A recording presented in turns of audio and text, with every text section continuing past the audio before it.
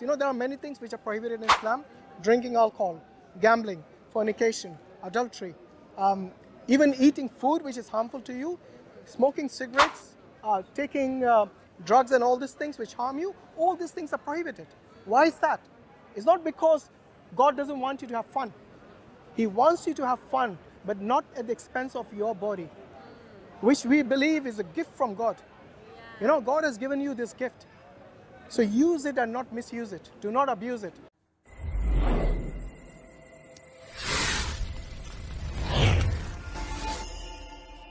Humans therefore just aren't strong enough. They're not convincing enough. Right. So why do you think women cover? And by the way, this is not only in Islam. I think in many faiths they cover.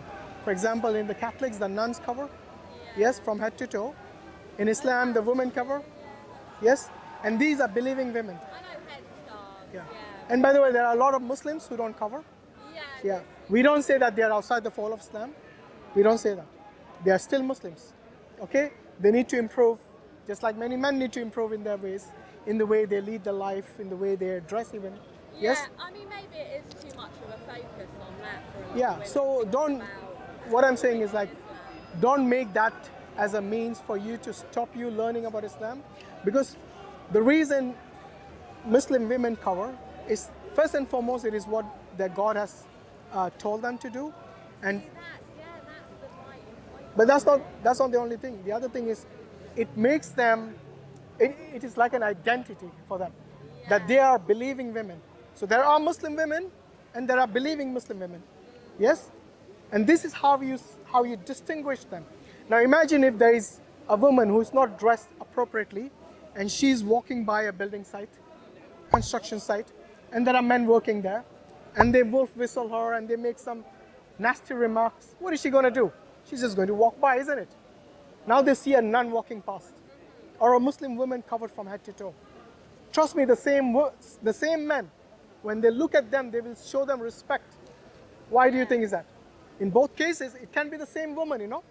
It can be the exact same woman going once without being covered, going again with being covered.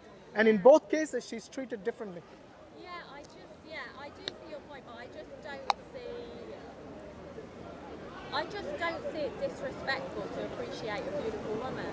So, you know, when I was talking to one of the other men, he was saying he really don't want men to be looking at women basically walking down the street. And I said, but why? I mean, if a woman, she's got a dress on or a skirt, she's got skin exposed, you know, and it's summertime and she looks beautiful. Can't we appreciate her? You know, when you woke up this morning and you applied your makeup and your beautiful dress and you did your hair, what was the first thing on your mind? Are you doing it for yourself or are you doing it for the society?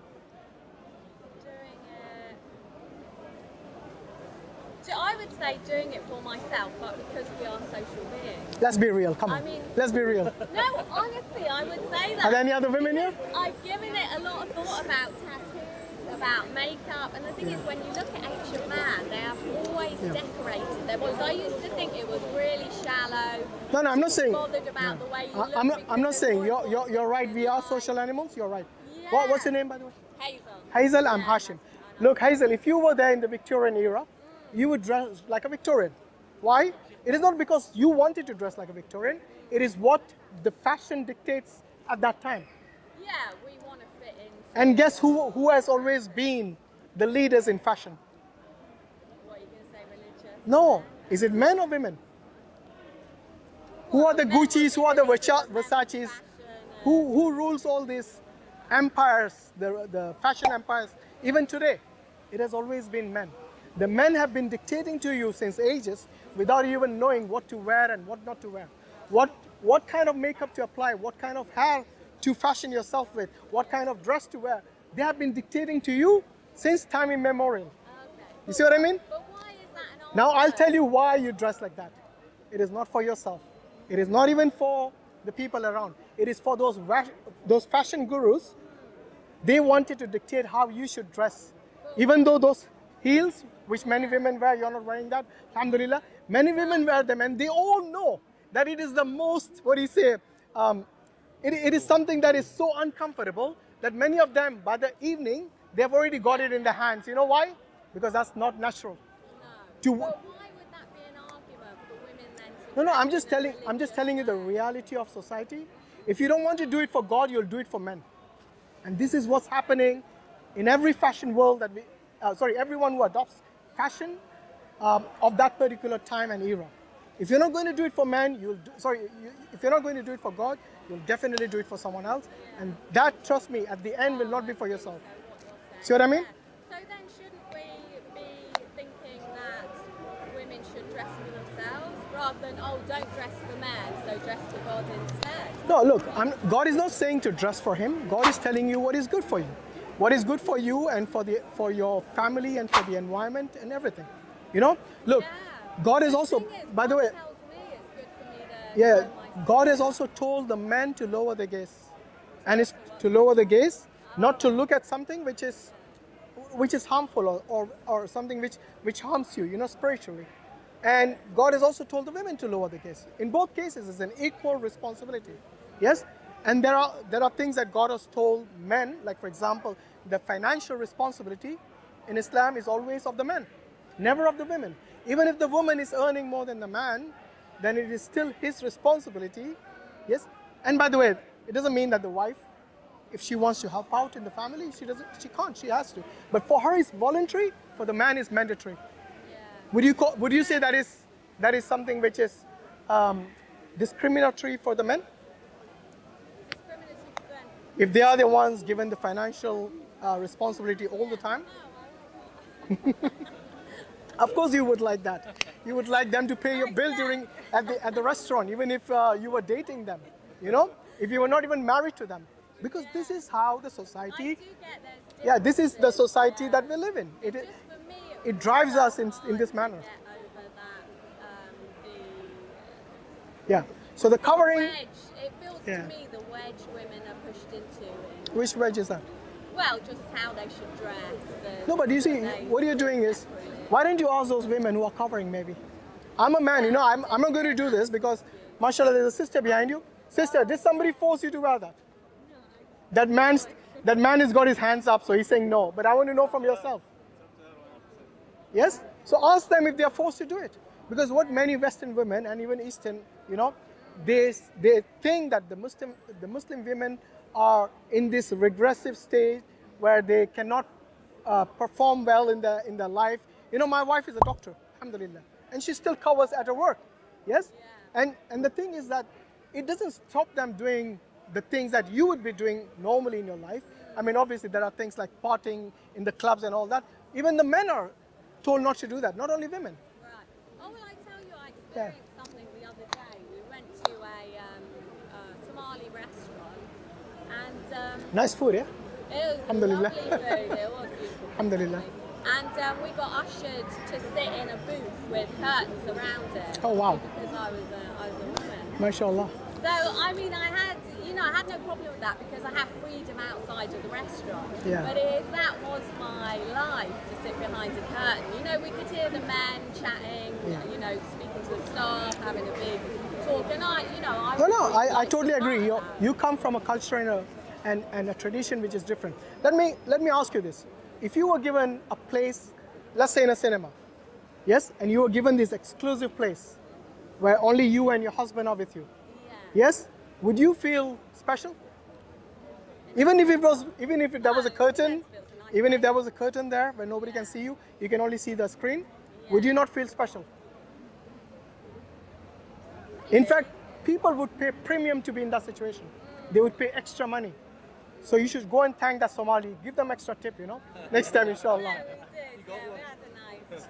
Look, it's how we perceive the world. If you're going to think that this is something which demeans you, then everything you'll see around you, you will interpret it as such. Yeah. Just put a positive spin on certain things, and you'll get, inshallah.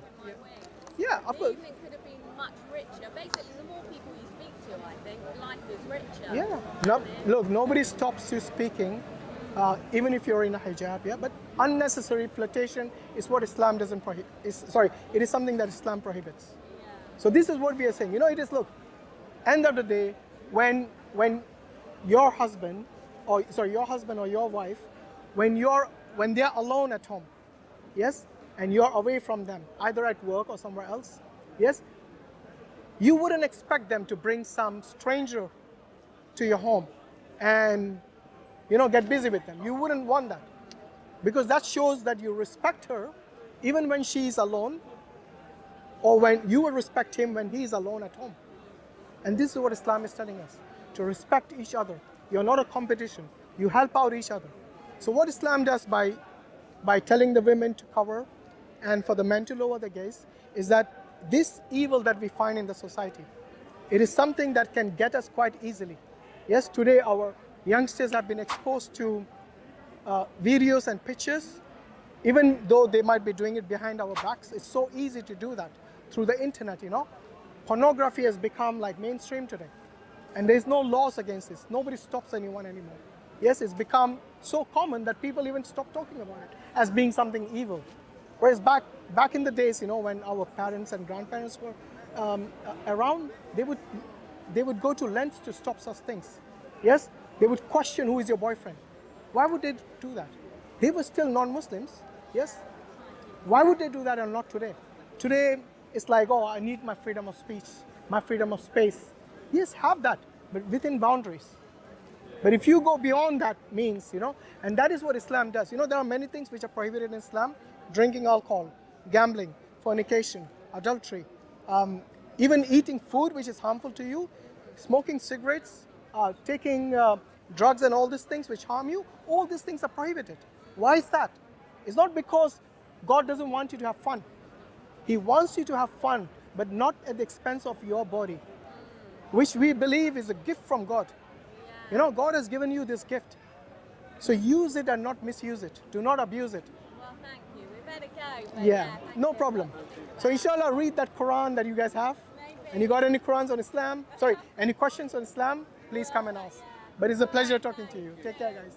Jazakallah khairan. Assalamu alaikum wa rahmatullahi wa barakatuh.